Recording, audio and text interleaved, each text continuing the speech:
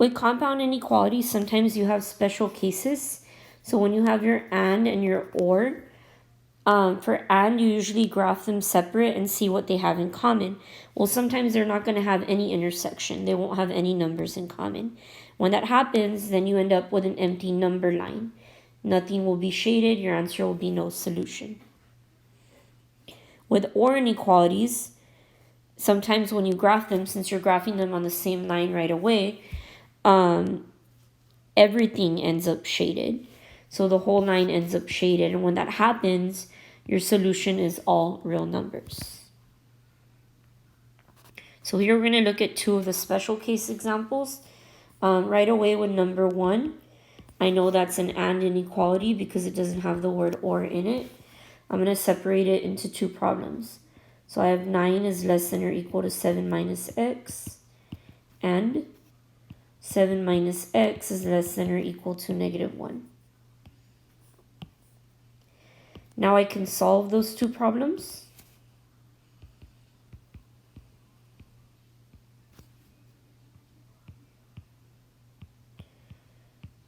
Here we're dividing by a negative. Remember, when you divide by a negative, your symbol flips.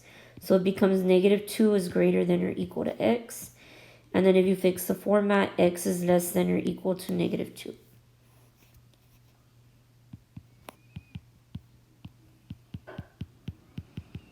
Here again, we're dividing by a negative number. Since we divide by a negative, my symbol flips. It becomes x is greater than or equal to positive 8. Since this is an and, I'm going to graph these separately. So I have negative 2 and 8. And I'm going to graph them separate from my line first. So less than or equal to negative 2 goes like that. Greater than or equal to 8 goes like that. Now don't get confused and try to graph these on the number line, because right now it looks like an or, but it's not an or, it's an and.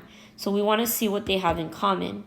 So basically we're seeing if there's numbers that are less than negative 2 and greater than 8. That doesn't make sense because there's no numbers smaller than negative 2 that are also bigger than 8. So these two number lines never intersect. So since they never intersect or don't have an intersection, then the and answer would be no solution. So you're going to leave your number line empty, and our answer to this one would then just be no solution. Basically, we have an empty solution set or empty number line for that one. Question 2 is an or, so we can already solve those separately.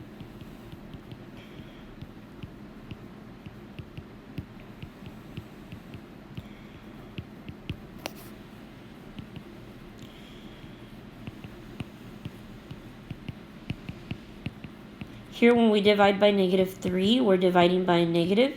So our symbol flips to less than 9. Since it's an or, I'm going to graph these on the number line together right away. So I have 6 and 9 greater than or equal to 6 would be shaded circle going to the right. And less than 9 would be an unshaded circle going to the left. But here, if you look, you'll notice we're done with our number line. Everything ended up shaded.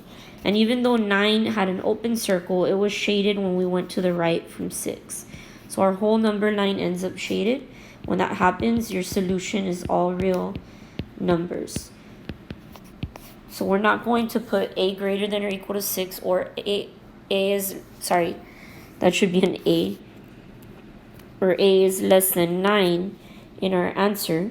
We're just going to leave it all real numbers because numbers that are greater than 6 and less than 9 include every single number on the number line.